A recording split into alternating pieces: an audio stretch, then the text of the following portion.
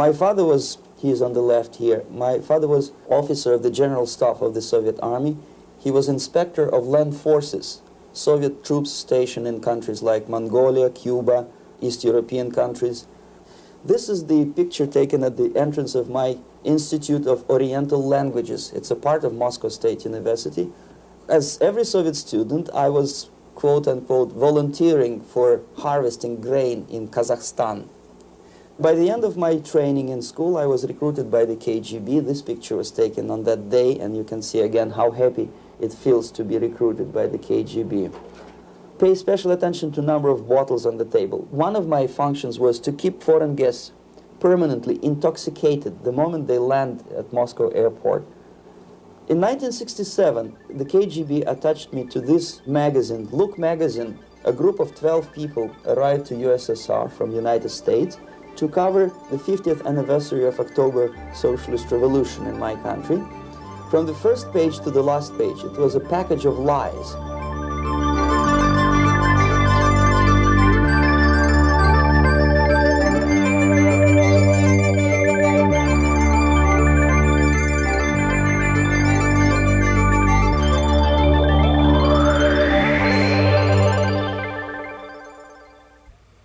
Our conversation is with Mr. Yuri Alexandrovich Bezmenov.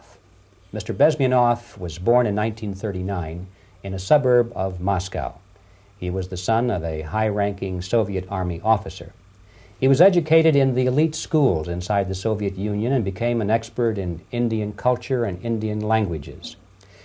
He had an outstanding career with Novosti, which was the, and still is, I should say, the press arm or the press agency of the Soviet Union. It turns out that this is also a front for the KGB.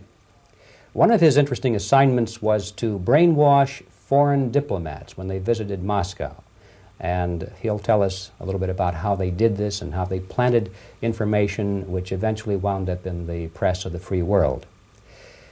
He escaped to the West in 1970 after becoming totally disgusted with the Soviet system, and he did this at great risk to his life. He certainly is one of the world's outstanding experts on the subject of Soviet propaganda and disinformation and active measures. Mr. Bezmenov, I'd like to begin by having you tell us a little bit about some of your childhood memories. Well, the most vivid memory of my childhood was Second World War, or to be more precise, the end of the Second World War, when all of a sudden United States, from a friendly nation, which helped us to defeat Nazism, turned overnight into a deadly enemy. And it was very shocking because all newspapers were trying to present an image of belligerent, aggressive American imperialism. Most of the things that we were taught is that United States is aggressive power, which is just about to invade our beautiful, free socialist country, that American CIA is dropping Colorado beetles on our beautiful potato fields to eliminate our crops, and each schoolboy had a picture of Colorado bug on the back page of his notebook, and we were instructed to go into collective fields to search for those little Colorado bugs. Of course, we couldn't find any, neither we could find many potatoes, and that was explained again by the encroachments of the decadent imperialist power.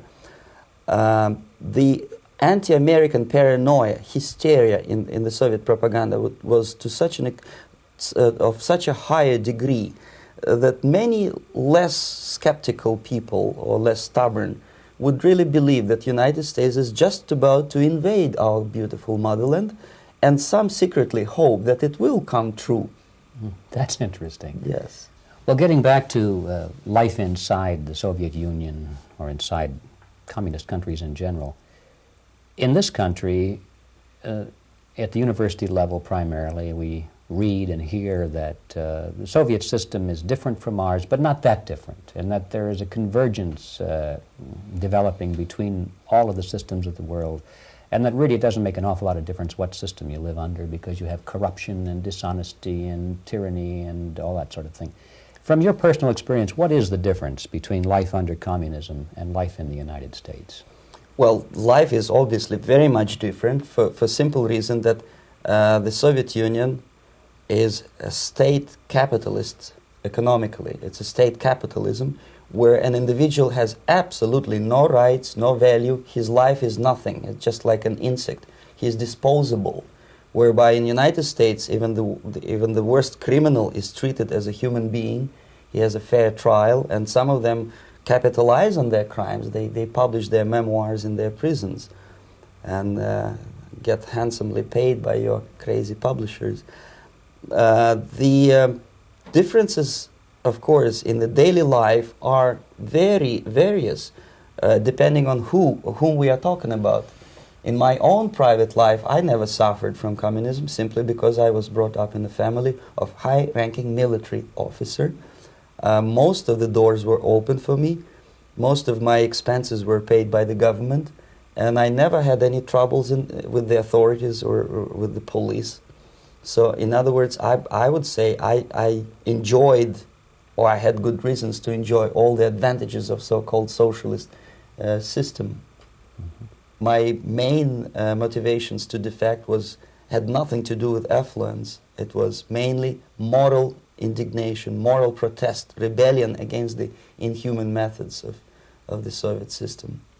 Well, specifically, what did you object to? I objected, first of all, against oppression of my own dissidents and intellectuals. And that was the most disgusting thing that I witnessed as a young man, young student, who was brought up at a very troublesome period in our history, from Stalin to Khrushchev, from total tyranny and oppression to some kind of liberalization. Second, when I started working for the Soviet embassy in India, to my horror, I discovered that we are millions times more oppressive than any colonial or imperialist power in the history of mankind. That my country brings to India not freedom, progress, and friendship between the nations, but racism, exploitation, and slavery, and of course economical inefficiency to this country. Since I fell in love with India, I developed something which by KGB standards is extremely dangerous thing. It's called split loyalty, when an agent likes a country of assignment more than his own country. I literally fell in love with this beautiful country, a country of great contrasts, but also great humility, great tolerance, and philosophical and intellectual freedoms. My ancestors used to live in caves and eat raw meat when India was a highly civilized nation 6,000 years ago. So obviously the choice was not to the advantage of my own nation. I decided to defect and to entirely dissociate myself from that brutal regime. Mr. Bezmenov, we've read a lot about the concentration camps and the slave labor camps under the Stalin regime. Now the general impression in America is that those things are part of the past. Are they still going on today, or what is the status? Yes. There is no qualitative change in the Soviet concentration camp system. There are changes in numbers of prisoners. Again, this is unreliable Soviet statistics. We don't know how many political prisoners are there in the Soviet concentration camps.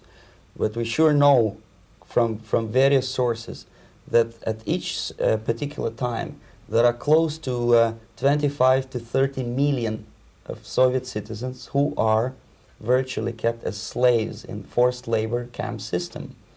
The size of the population of a country like Canada is serving terms as prisoners. Incredible. So I would say that those intellectuals who try to convince American public that concentration camp system is a thing of a past are either conscientiously misleading public opinion, or they are not very intellectual people. They're selectively blind. They lack intellectual honesty when they say that. Well, we've spoken about the intellectuals in this country and also the intellectuals in the Soviet Union. What about down at the broad mass level? Do the people in general, the working people, the workers in general in the Soviet Union, do they support the system? Do they tolerate it? What is their attitude? Well, average Soviet citizen, if there is such an animal, of course, does not like the system because it hurts, it kills. he may not understand the reasons. He may not have enough information or educational background to understand. But I doubt very much there are many people who are conscientiously supporting the Soviet system. There are not such people in USSR. Even those who have all the reasons to enjoy socialism, people like myself, who were a member of journalistic elite, they also hate system for different reasons, though. Not because they lack material affluence, but because they are unfree to think, they're in constant fear, duplicity, split personality. And this is the greatest tragedy for my nation. Well, what do you think are the chances of the people actually overcoming their system or replacing it?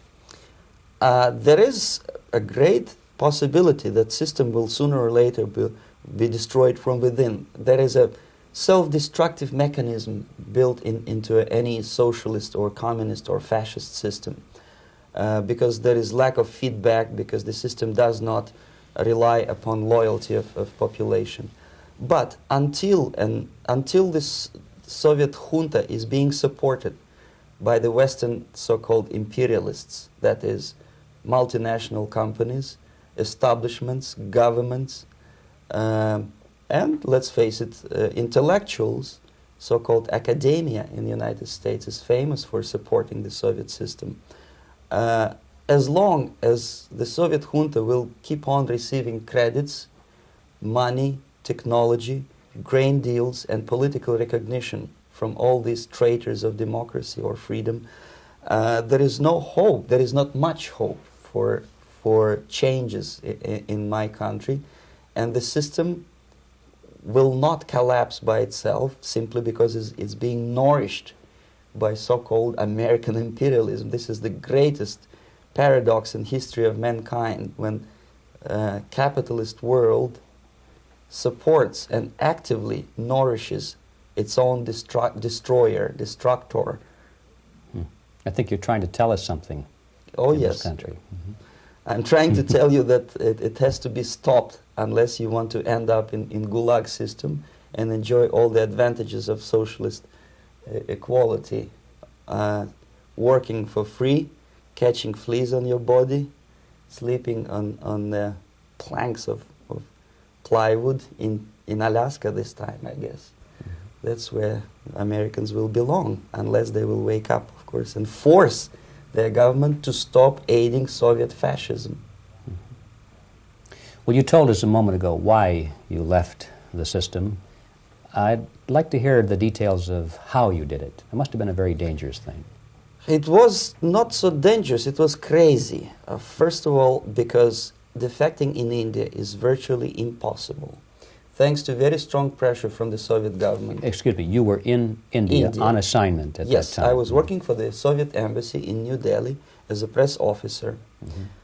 And defecting for a Soviet diplomat is next to impossible. It's a suicide, as I said, because a great friend Indira Gandhi pushed a law through parliament which says, and I quote, "No defector from any country has a right of political asylum in any embassy on the territory of Indian Republic," which is a masterpiece of hypocrisy. No other defector but a Soviet one needs a political asylum. So, knowing that perfectly well, I planned a craziest possible way to defect. I studied counterculture in India. There were thousands of young American boys and girls with no shoes, long hair, smoking hash and marijuana, studying sometimes Indian philosophy, sometimes simply pretending that they study. And they greatly annoyed Indian police, and they were laughing stock of Indians because obviously they were good-for-nothing students. I studied carefully where they congregate, what routes they travel, what language they speak, what do they smoke. And one day I simply joined a group of hippies to avoid detection of Indian police. I was dressed as a typical hippie with blue jeans, long kameez shirts with all kind of nice decorations like beads, long hairs, I bought a wig because for several weeks I had to turn myself from a conservative Soviet diplomat into a very progressive American hippie. And that was the only way that I could avoid detection. It was very interesting experience, but it was necessary because from my own knowledge as a member of Soviet embassy staff, I knew that there were many cases when Soviet defectors were betrayed by Indian police, and also some Western embassies played a very dirty role in betraying the Soviet defectors. According to our information, they were some, I wouldn't call them double agents, but simply amoral people working for this for the United States Embassy, and confiding in people like this would be a suicide. So I had to be extremely careful. I could not trust anyone, and that was the reason for such a crazy way to defect. Well, had you been caught in the act of trying to get out, what would have happened to you? Oh, most likely I would end up in concentration camp. Or, depending on the situation and on the whim of some bureaucrat in KGB, maybe even executed. This is normal practice. Quietly, of course, not publicly. But that would be the end of my defection, of course. Well, when did you finally make it to the United States? In 1970, after about 6 months of debriefing in Athens by the CIA, and I presume FBI too, they let me go first to Germany, then to Canada. That was my decision. I had to change my identity to protect my family and my friends in USSR. And also I was a little bit paranoid, knowing that both Soviet KGB and probably some double agents within the American system may be after me. So I wanted to settle down as far away as possible. I requested CIA to give me some kind of new identity and just let me go on my own. And I settled in Canada. I was a student. I changed many professions, from farm help and laundry truck driver to language instructor and broadcaster for Canadian Broadcasting Corporations in Montreal. Well, have you had any threats on your life or any yes. unpleasant? In about 5 years, KGB eventually discovered that I am working for Canadian Broadcasting. I made a very big mistake. I started working for overseas service of CBC, which is similar to Voice of America, in Russian language. And of course, monitoring service in USSR picked up every new voice. Every new announcer, they would make it a point to discover who he is. And in 5 years, sure enough, slowly but surely, they discovered that I am not Thomas Schumann, that I am Yuri Alexandrovich Bezmenov, and that I am working for Canadian Broadcasting, and undermining beautiful détente between Canada and USSR. And the Soviet ambassador Alexander Yakovlev made it his personal effort to discredit me. He complained to Pierre Trudeau, who is known to be a little bit soft on socialism. And the management of CBC behaved in a very strange, cowardly way, unbecoming to representatives of an independent country like Canada. They listened to every suggestion that Soviet ambassador gave, and they started shameful investigation, analyzing content of my broadcasts to USSR. And sure enough, they discovered that some of my statements were probably would be offending to the Soviet Politburo. So I had to leave my job. And of course, subtle intimidations. They would say something like, please cross the street carefully because, you know, traffic is very heavy in Quebec. And fortunately, I know about the psychology and the logic of activity of the KGB, and I never allowed myself to be intimidated. This is the worst thing. This is what they expect a person, a defector, to be intimidated. Once they spot that you are scared, they keep on developing that line And then eventually you either have to give up entirely and work for them, or they neutralize you. They would definitely stop all kind of political activity, which they failed to do in my case, because I was stubbornly working for the Canadian Broadcasting. And in response to their intimidations, I said that, look, this is a free country, and I am as free as you are. And I also can drive very fast. And gun control is not yet established in Canada, so I had a couple of good shotguns in my basement. So welcome to visit me someday with your Kalashnikov's machine guns. So obviously it didn't work. Intimidation didn't work. So they tried different approach, as I described. They approached on the highest level, on the level of Canadian bureaucracy. And on that level they were on successful. that level they were successful. On individual level they failed flat.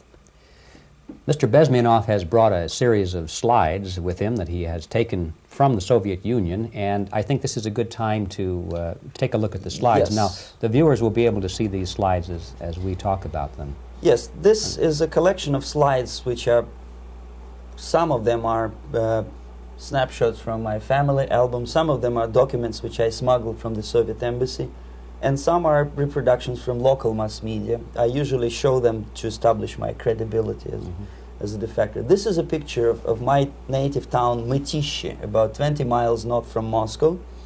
Characteristically, there is a statue of Comrade Lenin in the central square. This is myself at the age of 7, again, characteristically, under the statue of Comrade Stalin, extending his friendly hand to peoples of the world. At that age, of course, I was still idealistically minded young communist, and I still believe that sooner or later things will go for better. But I realized that the system stinks, that something is fishy, and that ideology is fake. And the propaganda about advanced Soviet agriculture simply didn't meet the criteria of reality. If they talk about abundance of food and there is none in the stores, there must be something wrong. My father was, he is on the left here, my father was officer of the General Staff of the Soviet Army. He was inspector of land forces, Soviet troops stationed in countries like Mongolia, Cuba, East European countries. Were he alive today, most likely he would be inspecting Soviet troops in Nicaragua, Angola, and many other parts of the world. Fortunately, he died and he didn't see the disgrace, because deep inside he was a Russian patriot. He didn't like the idea of expanding Soviet military might, especially in the areas where we were not welcomed at all. Unlike many other military officers, he was reporting directly to the Minister of Defense, bypassing KGB and diplomatic service. In other words, he was a trusted military professional. And my impression that this type of people are much less hawkish and adventuristic than party bureaucrats in Kremlin. When American mass media describes Soviet military as potentially dangerous counterpart for Pentagon, I simply laugh, because I know better. I know that the most dangerous part of the Soviet power structures are not military at all. Most likely, if they come to power in my country, they'll be more sensible negotiators for nuclear disarmament and withdrawal of the Soviet troops from many parts of the world. But if someone from the party structure or the KGB structure were to give the orders for a military they have to obey, they yes, would follow because them.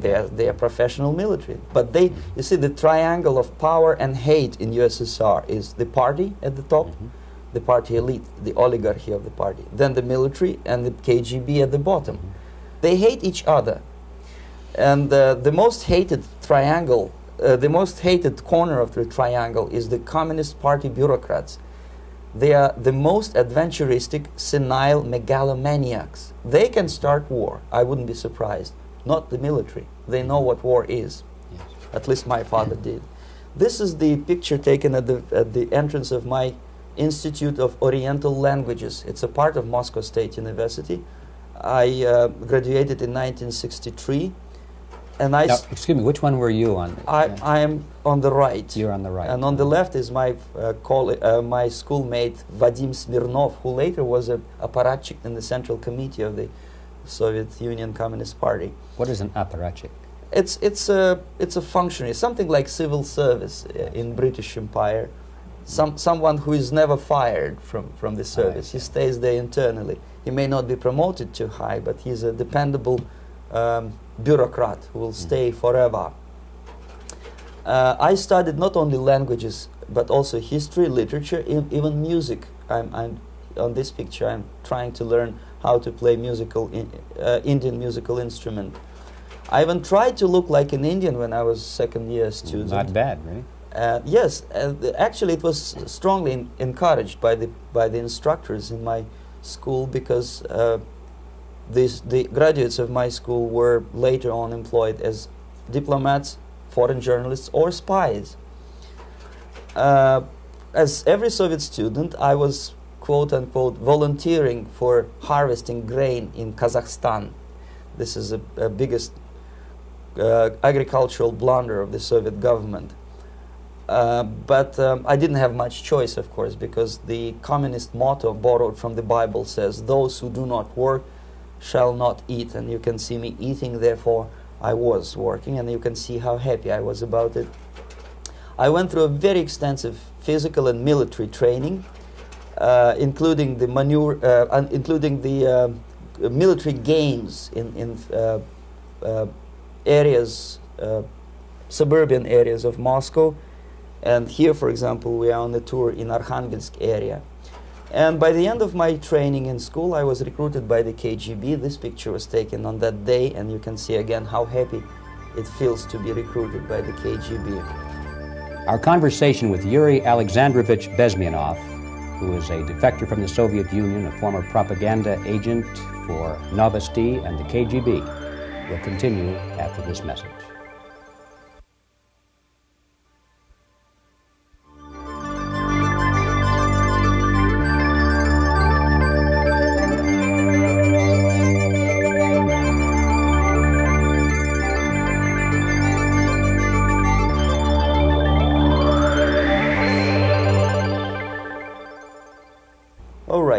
As every student in USSR, I went through very extensive physical and military training and civil defense training too. Unlike in the United States, where civil defense is virtually non-existent, zero.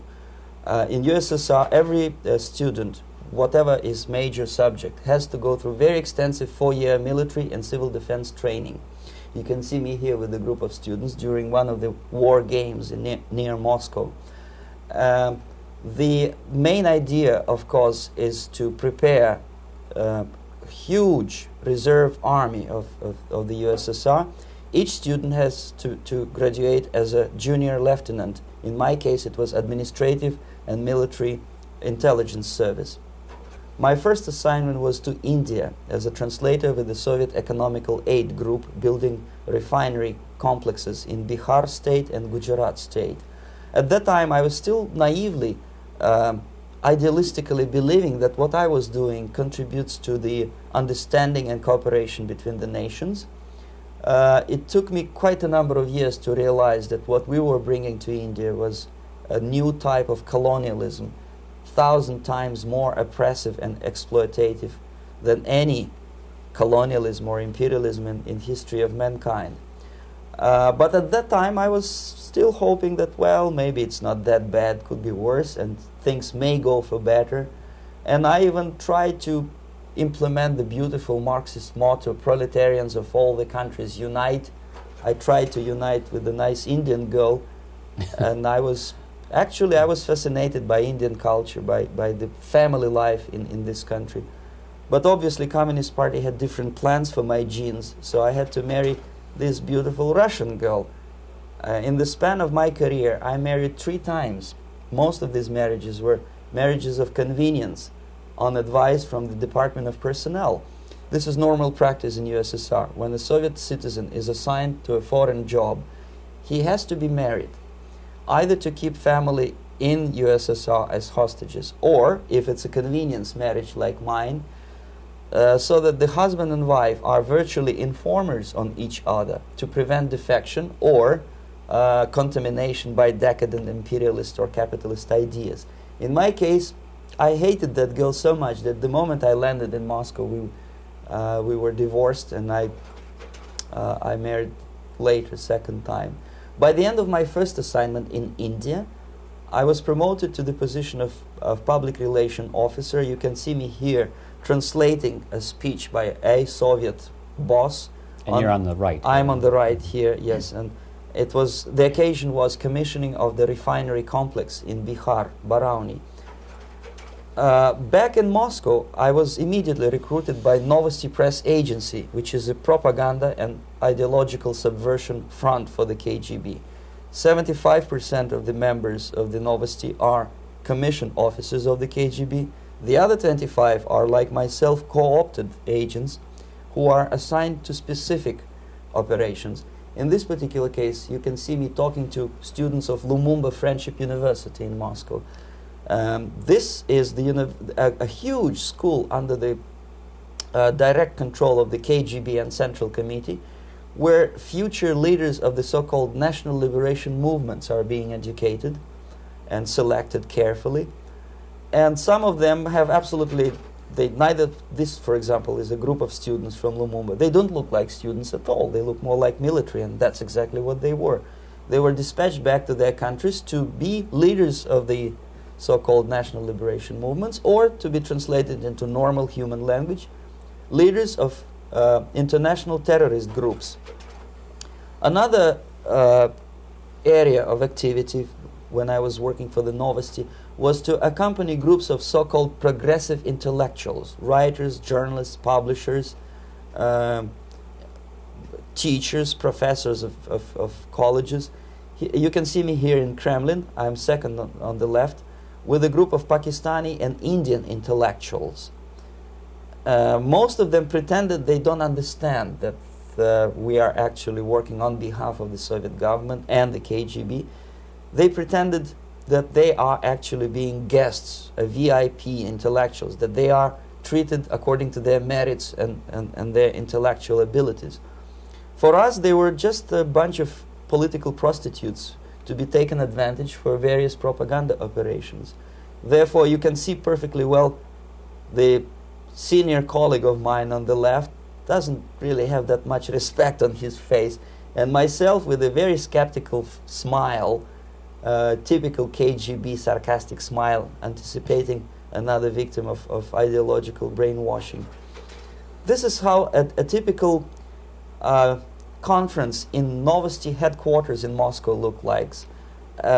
Sitting in the middle is Boris Burkov, the then director of Novosti Press Agency, high-ranking party bureaucrat in the Department of Propaganda. I am standing next to a famous Indian poet, Sumitranandan Pant.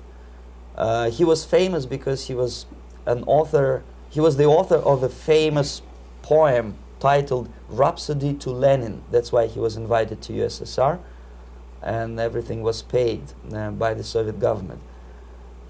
Pay special attention to number of bottles on the table. This is one of the ways to kill the awareness or curiosity of foreign journalists.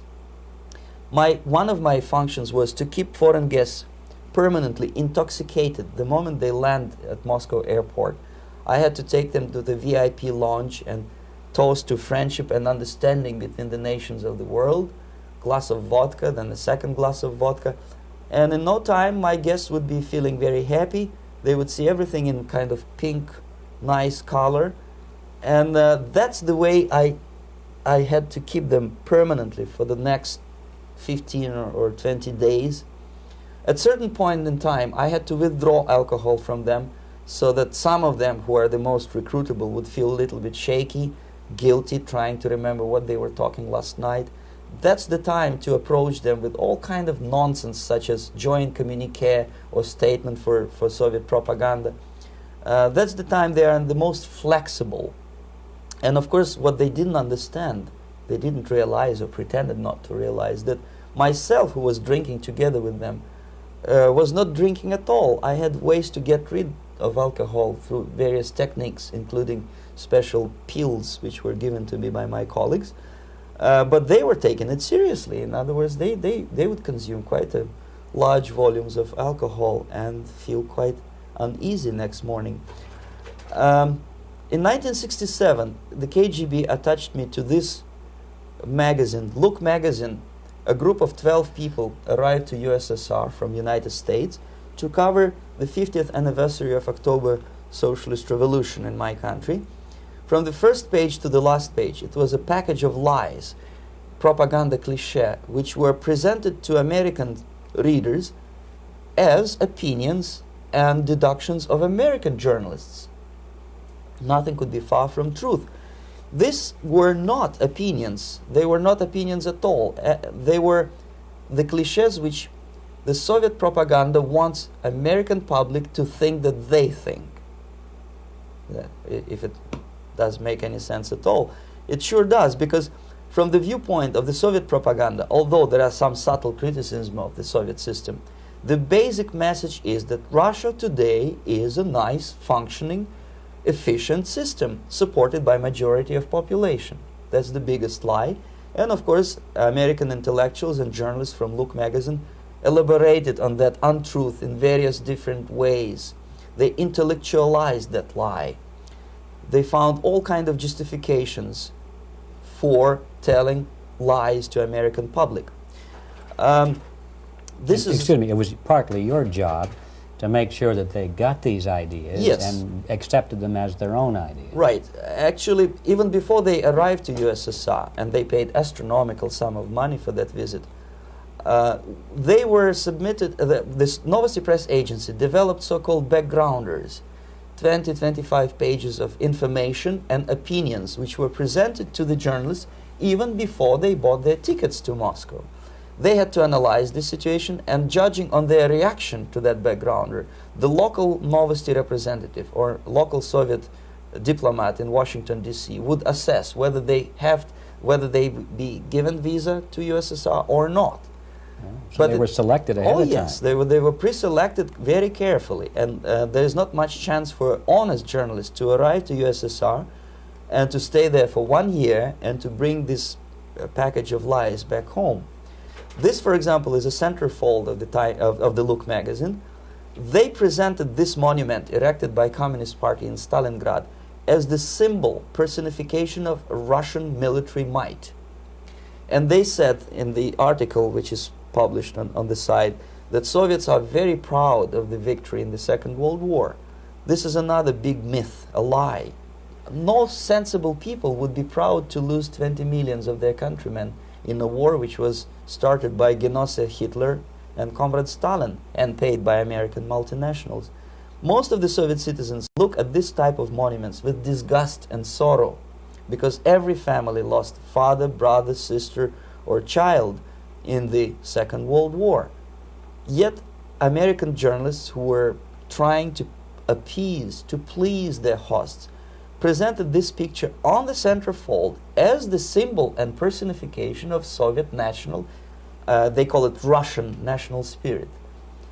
And it was greatest misconception and a very tragic misunderstanding. Of course, Look magazine was not distributed in USSR. The main audience was in United States. But I presume that many Americans, millions of Americans who were reading Look magazine at that time, had absolutely wrong idea about the sentiments of my nation, about what the Soviets are proud of and what they hate. This is a group, you see the same lady with the sword in Stalingrad. This is the group of journalists. Myself is in the center with the same devilish smile. And Mr. Philip Harrington is on the extreme left there with his camera. This is the gentleman which was so deaf or so uninterested in what I had to say to him. This is the same picture, a blow-up of the same picture. Many guests from various countries, in this particular case from Asia and Africa, were taken by me as a Novosti Press Agency employee for a tour across Siberia, for example. We would show them typical kindergarten, you see, nothing special by American standards, just nice children sitting, eating their breakfast or lunch. What they could not understand, or they pretended not to understand, that this is an exemplary kindergarten. This is not the kindergarten for average person or average family in USSR. And we maintain that illusion in their minds. You can see myself under the red spot in the middle there, with the same business-like expression. I'm doing my job. That's what I'm assigned to do, and that's what I was paid to do. But deep inside, I still hope that at least some of these useful idiots would understand that what they are looking at has nothing to do with the level of affluence in my nation. This is a better picture which reflects the true spirit of the Soviet childhood. This picture was printed in a Canadian government publication by mistake. In the middle, you can see children playing on a small courtyard, and the caption goes, "This is a typical kindergarten in Siberia." What these idiots didn't understand, that it is not kindergarten at all. It is a prison for children of political prisoners. But there was not a single mentioning that what they were visiting actually was an area of concentration camps. And the job of people like myself to help them to not to notice that they are actually talking to prisoners. Most of the children were dressed, especially on the occasion of the foreigners' visit. Of course, there were no corpses on the ground. There were no machine gun guards. And well, it looks not very pleasant, as you see. It looks dull, but obviously it does not create an impression that this is actually a prison. Well, did any of the journalists have the curiosity to ask about prisons and that kind of thing? Yes. They were in Siberia. This Yes. is what you associate. Yes, some of them asked questions, and naturally we would give them, for the stupid question, we give them stupid answer. No, there are no prisons in Siberia. No, most of the people who you see are free citizens of USSR. They are very happy to be here, and they are contributing to the glory of the socialist system. Some of them pretended that they believe what I was telling them, and most of them, we may discuss it later, what are the motivations of these people? Why would they stubbornly bring lies to their own population through their own mass media? I have various answers to this. There is not a single explanation. It's a complex of explanations. It's fear, pure biological fear. They understand that they are on the territory of an enemy state, a police state. And just to save their rotten skins and their miserable jobs, their affluence back home, they would prefer to tell a lie than to ask truthful questions and report truthful information. Second, most of these schmucks were afraid to lose their jobs, because obviously if you tell truth about my country, you will not last long as a correspondent of New York Times or Los Angeles Times. They will fire you. What kind of correspondent are you? You obviously cannot find common language with Russians if they kick you out in 24 hours. So just by trying to be conformist to their own editorial bosses, they tried not to offend the sentiments of the Soviet administrators and people like myself. Deep inside, I hope they would insult my or offend my sentiments. Obviously, they preferred not to. Another reason, I refuse to believe it, but obviously there is another reason. Obviously, it's a greed. These people earn a lot of money. When they come back to USA, they claim that they are experts on my country. They write books which sells in million copies, titled like Russians, The Truth About Russia. Most of it is lie about Russia. Yet they claim to be Sovietologists. They play back myth about my country, the propaganda cliches. Yet they stubbornly resist the word of truth. If a person like Solzhenitsyn is either defecting or kicked out of USSR, they try all their best to discredit him and to discourage him. I don't have much chance to appear on national network with a true story about my country. But a useful idiot like Hendrik Smith or Robert Kaiser, they are big heroes. They come back from USSR. They say, oh, we were talking to dissidents in Russia. Big deal. Soviet dissidents are chasing American correspondents in the streets, and they are cowardly escaping from these contacts. For some strange reason, if you want to know more about Spain, you refer to Spanish writers. If you want to learn more about French, you read French writers. Even about Antarctica, I bet you would read Penguins.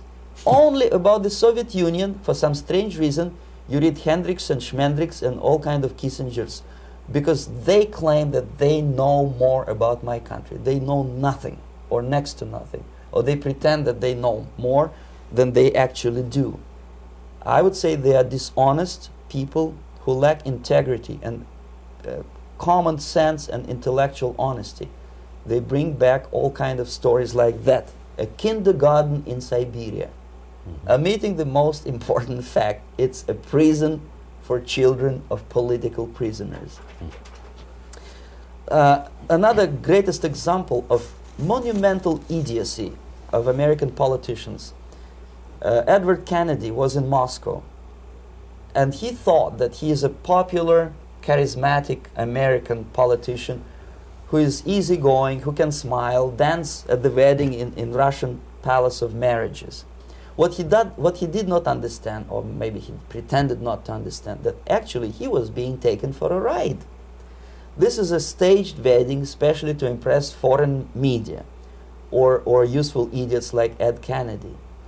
Most of the guests there, they had security clearance, and they were instructed what to say to foreigners. This is exactly what I was doing. You can see me in the same damn wedding palace in Moscow where Ed Kennedy was dancing here. You see, smiling. He thinks he's very smart. From the viewpoint of Russian citizens who observe this idiocy, he's narrow-minded, egocentrical idiot who tries to earn his own popularity through participation in propaganda farces like this. Here you can see myself. On the right, again, exemplary Soviet bride. On the left, 3 journalists from various countries, Asia, Africa, and Latin America. Obviously, they enjoying the situation. They will go back home and write the reports. We were present on a regular Soviet wedding. They were not present on a regular Soviet wedding. They were present, they were parts of a farce, of a circus performance. Another thing which I had to, sometimes risking my life to explain to foreigners.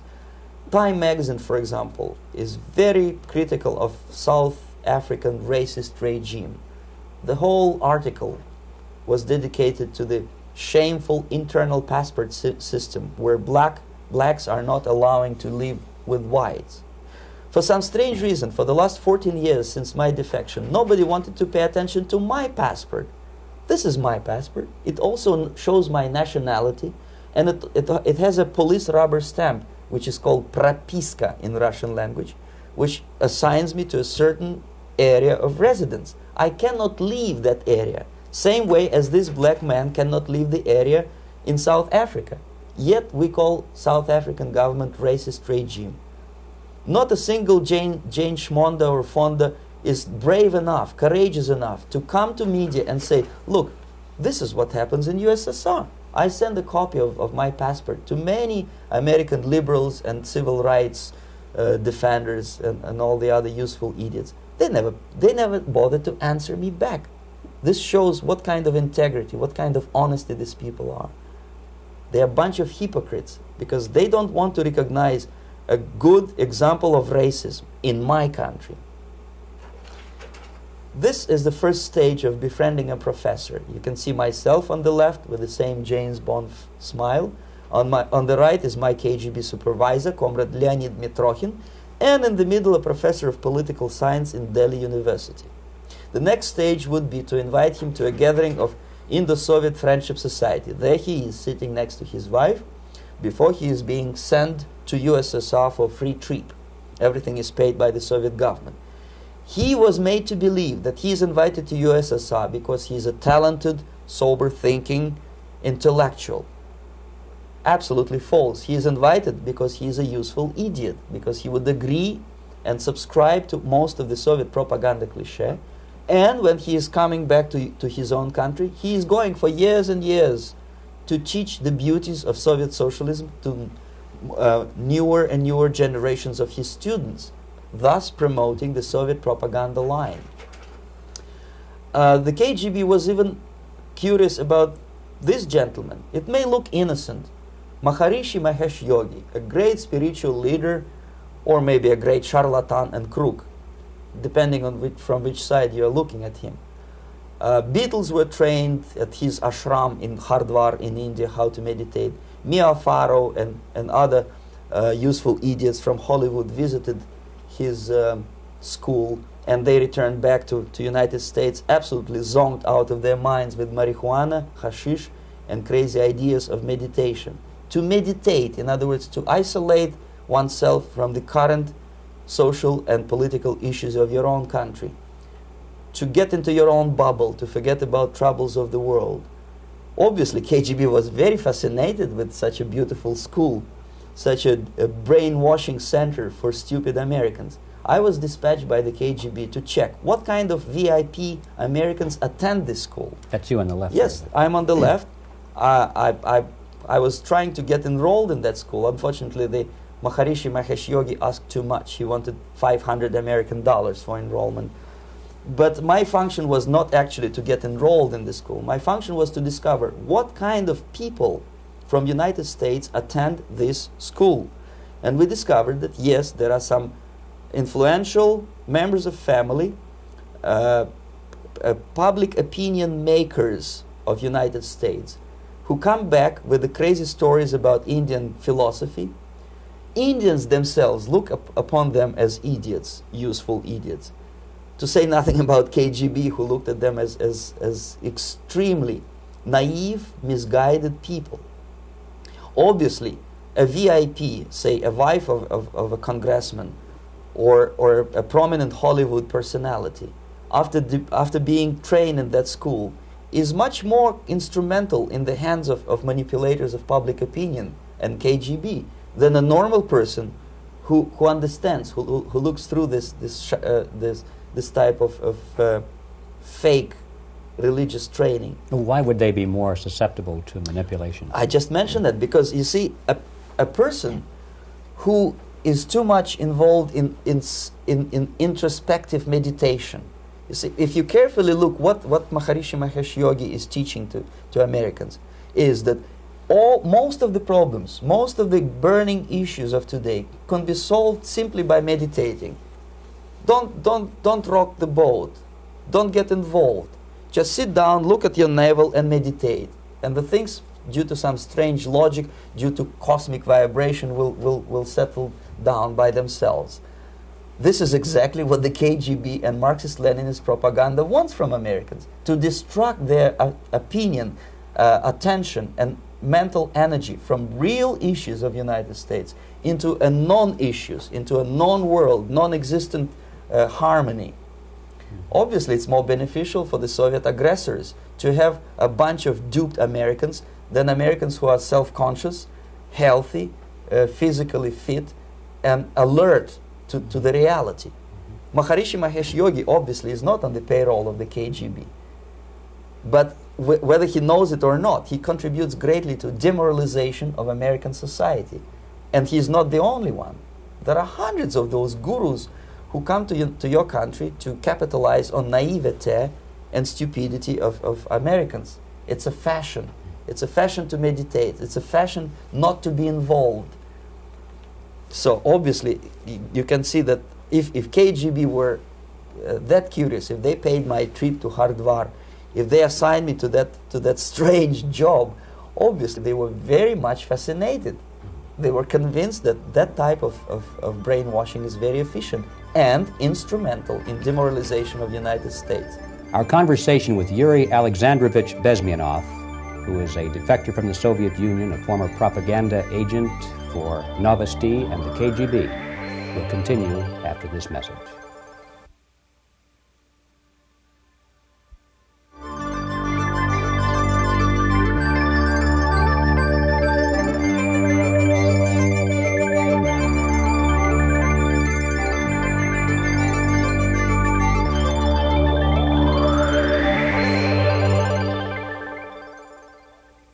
This picture shows the part of the building of USSR embassy, and my supervisors. On the left is Comrade Mehdi, an Indian communist, and on the right, Comrade Mitrokhin, my supervisors in the secret department of research and counter-propaganda.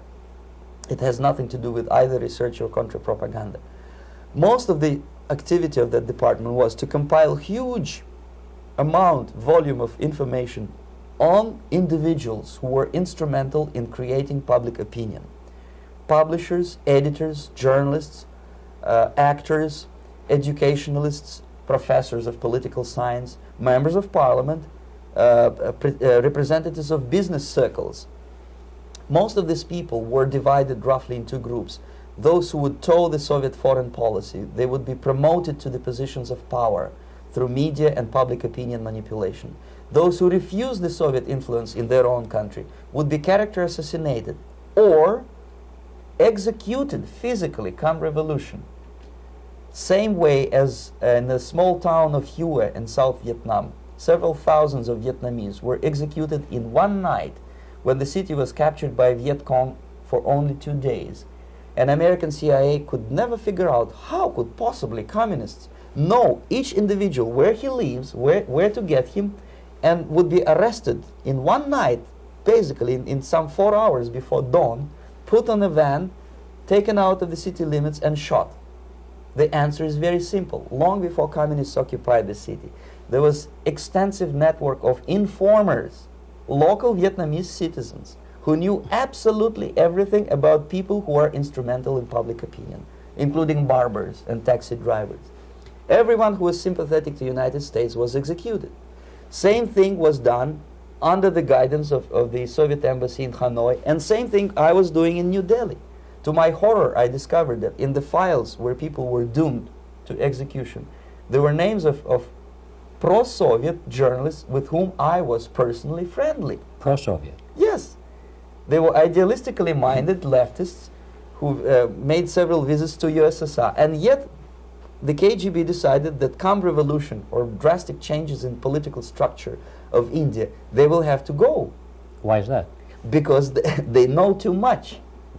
Simply because, you see, the useful idiots, the leftists who are idealistically believing in the beauty of Soviet socialist or communist or whatever system, when they get disillusioned, they become the worst enemies. That's why my KGB instructors specifically made a point, never bother with leftists.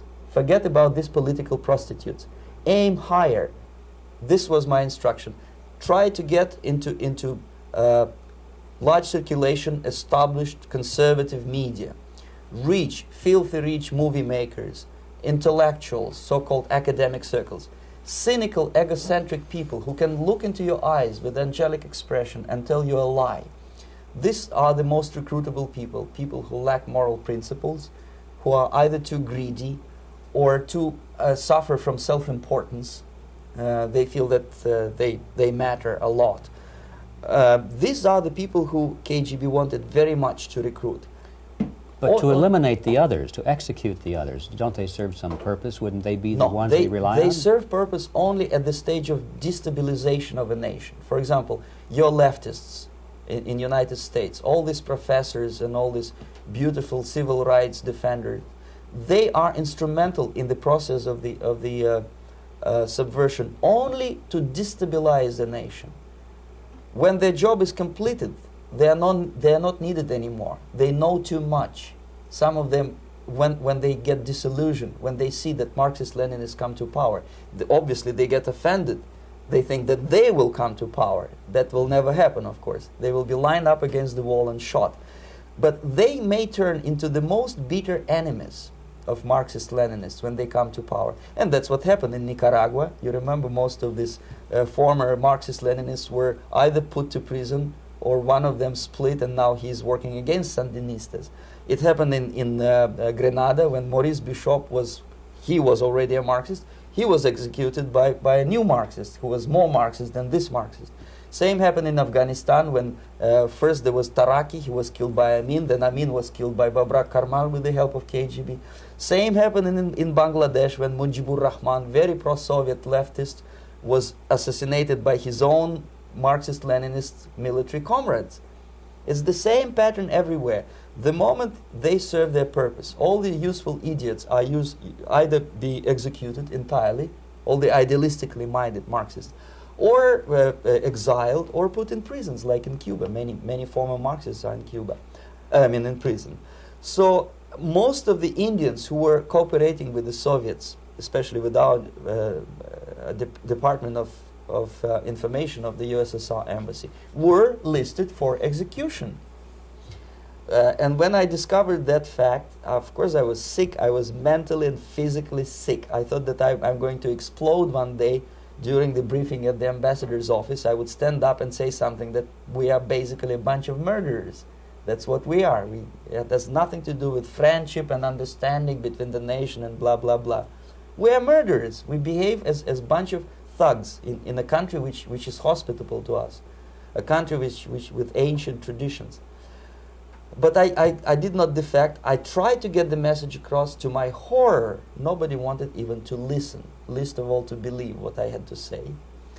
And I tried all kinds of tricks. I would leak information through letters or lost documents or something like that. And still I got no message. The message was not published, even in the conservative mass media of India. The immediate impulse to defect was Bangladesh crisis, which was described by American correspondents as Islamic grassroots revolution, which is absolute baloney. There was nothing to do with Islam, and there was no grassroots revolution. Actually, there are no grassroots revolutions, period. Any revolution is a byproduct of a highly organized group of conscientious and professional organizers, but has nothing to do with grassroots. In Bangladesh, it was nothing with grassroots. Most of the Awami League party members, Awami League means People's Party, were trained in Moscow in the High Party School. Most of the Mukti Fauj leaders, Mukti Fauj in Bengali means People's Army, same as SWAPO and all kind of liberation armies all over the world, the same bunch of useful idiots. They were trained at Lumumba University and various centers of the KGB in Simferopol, in Crimea, and in Tashkent. So when I saw that Indian territory is being used as a jumping board to destroy East Pakistan, I saw myself thousands of so-called students traveling through India to East Pakistan, through the territory of India, and Indian government pretended not to see what's going on. They knew perfectly well, the Indian police knew it, the intelligence department of Indian government knew it, the KGB of course knew it, and the CIA knew it. That was most infuriating, because when I defected and I explained to the CIA debriefers they should watch out because East Pakistan is going to erupt any moment, they said I was reading too many James Bond novels. Anyway, so East Pakistan was doomed. One of my colleagues in the Soviet consulate in Calcutta, when he was dead drunk, he ventured into the basement to relieve himself, and he found big boxes which said printed matter to Dhaka University. Dhaka is the capital of East Pakistan. And since he was drunk and curious, he opened one of the boxes and he discovered not printed matter. He discovered Kalashnikov guns and ammunition in there. Anyway, it's a long story. When I saw the preparations for the invasion into East Pakistan, obviously I wanted to defect immediately. The only thing I couldn't at that time make up my mind when and where and how. One of the reasons, of course, you see, I was in love with India. I mentioned it before. I spoke the languages. I socialized with people. And I understood that I had to act fast unless I want this beautiful country to be permanently and irreparably damaged by our presence. One of the reasons not to defect was, as you can see, I was living in relative affluence. Who the hell in a normal mind would defect and do what? To be abused by your media, to be called McCarthyist and fascist and paranoid, or to drive a taxi in New York City? What for? What the hell for should I defect? To be abused by Americans, to be insulted in exchange for my effort to bring the truthful information about impending danger of subversion. As you can see, I was living in quite a comfortable conditions next to swimming pool, where Indians were not allowed, by the way. I was highly paid expert in propaganda. I had my family. I was respected by my nation. My career was cloudless. The third reason, how to defect with the family. To defect with the baby and the wife would be virtual suicide, because according to law, that hypocritical law which I quoted before, the Indian police will have to hand me over back to the KGB, and that will be the end of my defection and probably my life. Again, I cannot smuggle my wife because she was not quite sure what I was doing. She was not that idealistically involved, and she was definitely not in the total picture of what I was doing for the KGB. She would be shocked if I put her in my van and drive her to the American embassy or elsewhere. That would be a greatest danger. So again, I had to defect in such a way that my defection would look as simple disappearance. And there were many cases like that when the Soviet agents simply disappeared, either killed in action or, thanks to their curiosity and their close contacts with radicals, some of them were killed by the Marxists, by the way. It happened in many African countries when the Soviet KGB were killed by Africans themselves. Not because they hated Marxism-Leninism, but because they were simply trigger-happy bunch of unruly characters. If you give them a machine gun, they will shoot. And some of the Soviets obviously were not careful enough to protect themselves, and they got into embarrassing situations when they were shot at the crossfire between factions of so-called liberation movements. Anyway, so I decided, as I said, to study the counterculture. I decided this probably would be the best way to disappear. I socialized with characters like this. On the left, you see, he's a barefoot American hippie. It took me quite a long time to study exactly what they were doing and how to mix with them. But eventually I did it. Most of Indian newspapers carried my picture and promise of 2,000 rupees for information about my whereabouts. But they were looking for the wrong person, because they obviously tried to stop a young Soviet diplomat in white shirt and tie, and this is how I looked at the time of defection. Nobody could possibly think that a Soviet diplomat would be as crazy as to join a bunch of hippies. That's you. Travel India and smoke hash. So I made it literally almost like a Hollywood-style detective story. From under the nose of the KGB in Bombay airport, I landed the plane and I flew to Greece, where I was debriefed by the CIA. That's basically that's all for my slides. We can turn off the projector, then. That's very interesting. Well, you spoke several times before about ideological subversion. That is a phrase that I'm afraid some Americans don't fully understand. When the Soviets use the phrase ideological subversion, what do they mean by it? Ideological subversion is the process which is legitimate, overt, and open. You can see it with your own eyes. All you have to do, all American mass media has to do, is to unplug their bananas from their ears, open up their eyes, and they can see it. There is no mystery. There is nothing to do with espionage.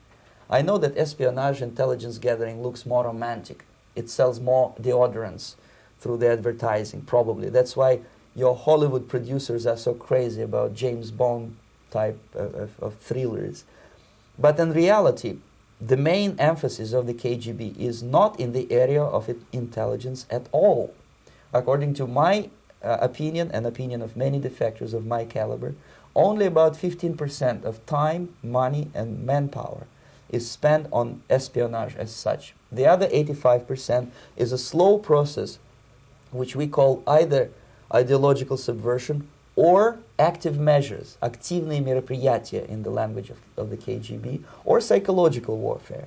What it basically means is to change the perception of reality of every American to such an extent that despite of the abundance of information, no one is able to come to sensible conclusions in the interests of defending themselves, their families, their community, and their country.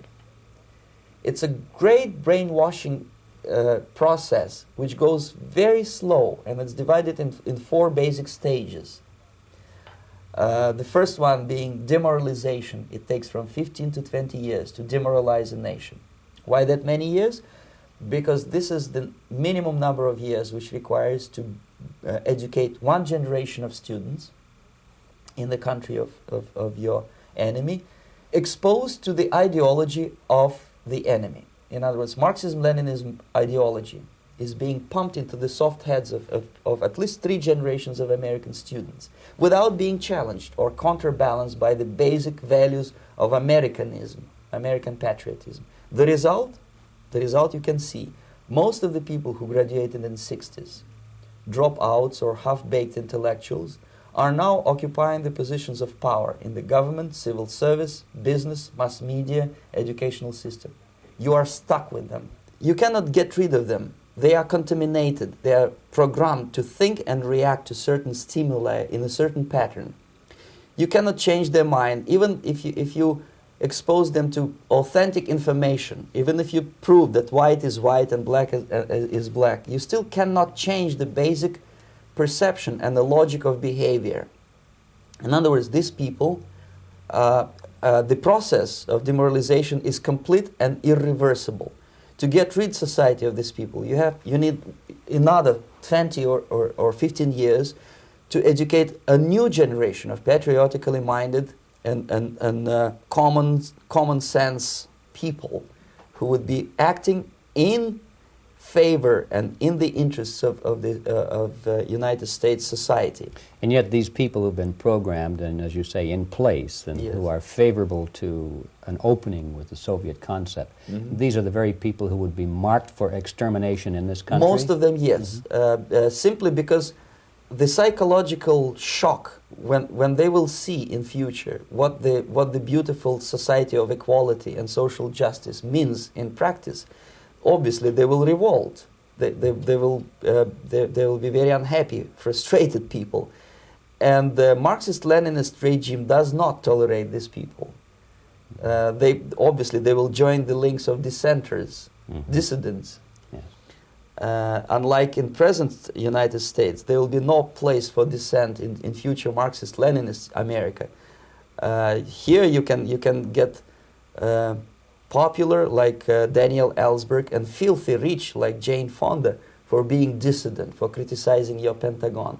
In future, these people will be simply squashed like cockroaches. Nobody is going to pay them nothing for their beautiful, noble ideas of equality. This they don't understand, and it will be the greatest shock for them, of course. The demoralization process in the United States is basically completed already. For the last 25 years. Actually, it's overfulfilled because demoralization now reaches such areas where previously not even Comrade Andropov and all his experts would even dream of such a tremendous success. Most of it is done by Americans to Americans, thanks to lack of moral standards. As I mentioned before, exposure to true information does not matter anymore. A person who was demoralized is unable to assess true information. The facts tell nothing to him.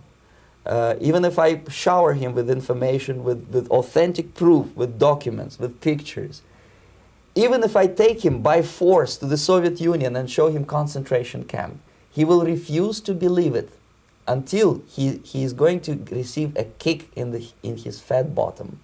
When a military boot crashes his balls, then he will understand, but not before that. That's the tragic of the situation of demoralization. So basically, America is stuck with demoralization, and unless, even if you start right now, here, this minute, you start educating new generation of Americans, it will still take you 15 to 20 years to turn the tide of ideological perception of reality back to normalcy and patriotism. The next stage is destabilization. This time, subverter does not care about your ideas and the patterns of your consumption. Whether you eat junk food and get fat and flabby, doesn't matter anymore. This time, and it takes only from 2 to 5 years to destabilize a nation, what matters is essentials: economy, foreign relations, defense systems. And you can see it quite clearly that in some areas, in such sensitive areas as defense and economy, the influence of Marxist-Leninist ideas in the United States is absolutely fantastic. I could never believe it 14 years ago when I landed in this part of the world that the process will go that fast.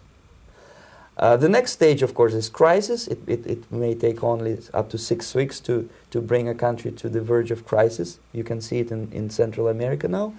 And after crisis, with a violent change of power, structure, and economy, you have so-called the period of normalization. It may last indefinitely.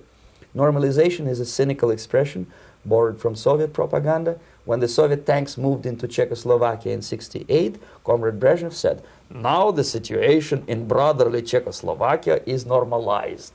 This is what will happen in the United States if you allow all these schmucks to bring the country to crisis, to promise people all kind of goodies and the paradise on earth, to destabilize your economy, to eliminate the principle of free market competition, and to put a big brother government in Washington, D.C., with benevolent dictators like Walter Mondale, who will promise lots of things, never mind whether the promises are fulfillable or not.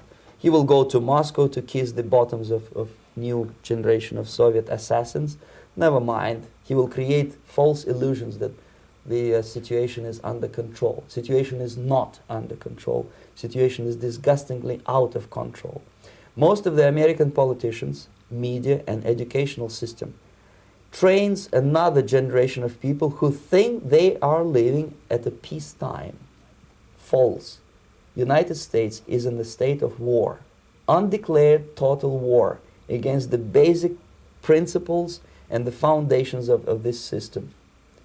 And the initiator of this war is not Comrade Andropov, of course. It's the system. However ridiculous it may sound, the world communist system or the world communist conspiracy, whether I scare some people or not, I don't give a hoot. If you are not scared by now, nothing can scare you. But you don't have to be paranoid about it. What actually happens now, that unlike myself, you have literally several years to live on unless the United States wake up. The time bomb is ticking. With every second, the disaster is coming closer and closer. Unlike myself, you will have nowhere to defect to, unless you want to live in Antarctica with penguins. This is it. This is the last country of freedom and possibility. Okay, so what do we do? What is your recommendation to the American people?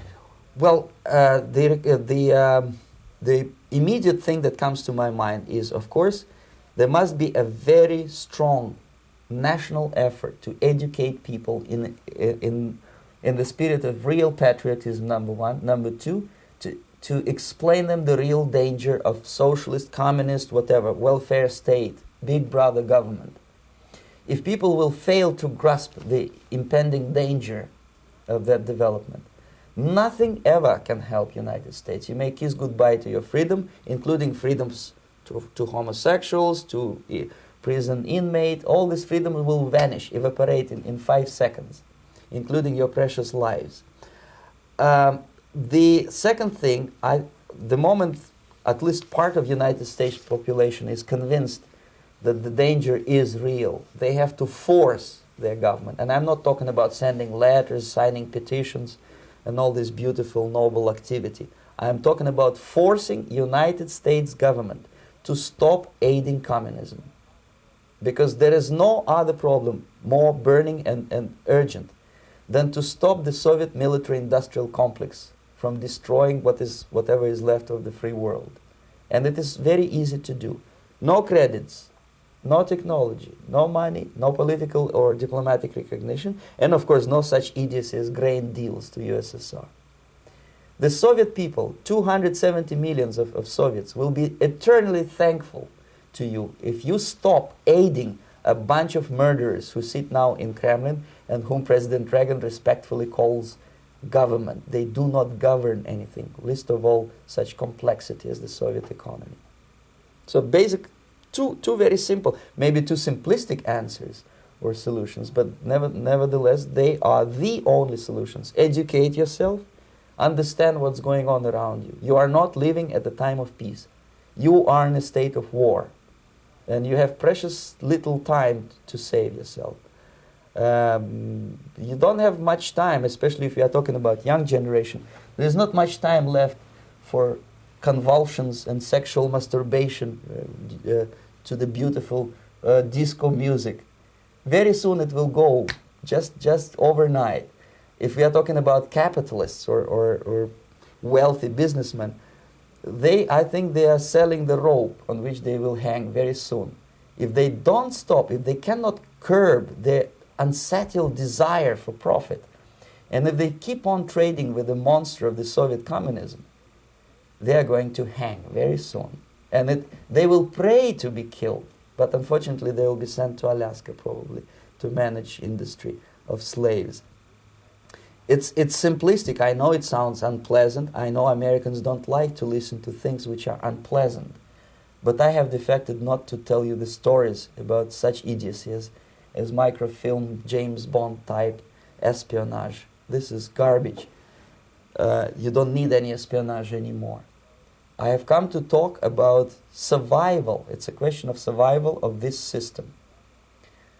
You may ask me, what is it in for me? Survival, obviously, because as I said, I am now in your boat. If we sing together, we'll sing beautifully together. There is no other place on this planet to defect to.